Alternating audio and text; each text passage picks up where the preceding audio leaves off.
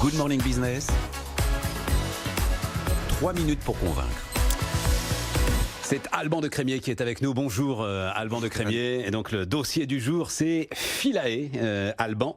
Enfin, Léa by Philae. La boîte s'appelle Philae. Exactement. C'est ça. Exactement. Et le système logiciel dont vous voulez équiper l'ensemble des médecins du monde, soyons un peu ambitieux ensemble. Allez. Voilà, s'appelle Léa. Exactement. Bon. En fait, Philae, c'est une société sur laquelle on a commencé à travailler en janvier 2016.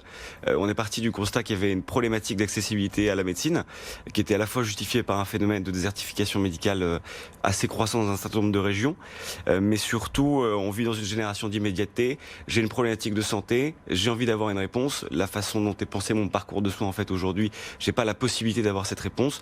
Donc, ce qui peut justifier, en fait, un surengorgement des cabinets médicaux ou des services d'urgence. Donc en fait l'idée c'était de commencer par créer une plateforme de téléconsultation qui permet à tout à chacun d'avoir accès à un médecin généraliste en moins de 5 minutes. Ça s'appelait Philae. Évolution réglementaire majeure dans le secteur de la téléconsultation, puisque depuis le 15 septembre 2018, en fait l'assurance maladie a décidé que la télémédecine et majoritairement la téléconsultation rentrait dans le droit commun, c'est-à-dire qu'en fait ça le rembourse maintenant cet acte de médecine. Et pour ce faire, en fait, les médecins ont besoin d'être équipés d'une solution qui leur permet de faire du suivi de leur patientèle en téléconsultation.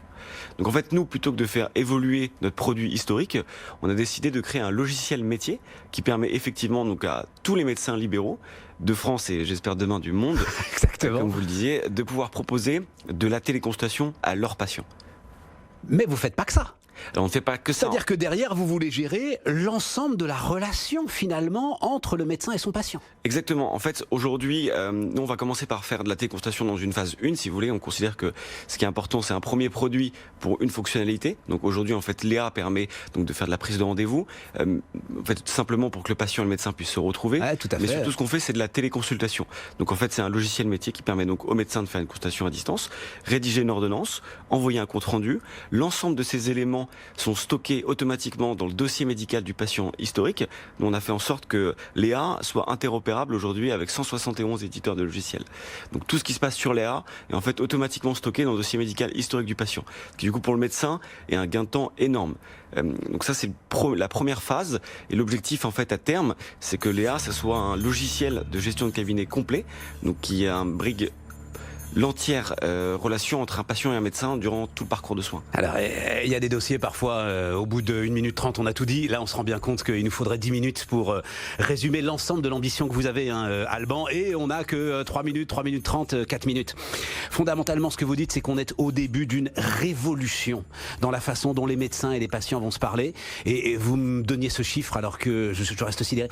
90% aujourd'hui, par exemple, de l'ensemble des professions de santé en France ne sont absolument pas équipés, même d'un simple logiciel de prise de rendez-vous. Exactement. En fait, aujourd'hui, le secteur de la e-santé, c'est assez récent finalement. Il y a énormément de choses à faire. On parle d'objets connectés, on parle de la relation. C'est ça, ça part dans tous les sens. Et voilà, en fait, je pense que la santé en règle générale, c'est un secteur qui a un peu peut-être 20 ans de retard par rapport à d'autres secteurs dans sa numérisation, sa digitalisation. Donc aujourd'hui, il y a tout à faire. Donc ce qui est important, je pense que c'est on est parti de zéro, savoir quel est le constat, quel est le besoin, et surtout ce qui est très important, nous ce qu'on essaye de faire, c'est vraiment on construit une solution avec les professionnels de santé.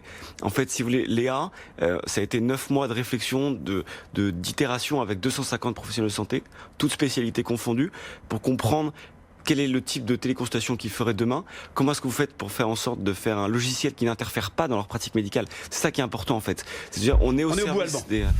Je vous vois partir là, mais il faut qu'on s'arrête. Voilà, il faut qu'on s'arrête. Alban de Crémier, Philae, Léa, allez voir ça. 3 minutes pour convaincre.com.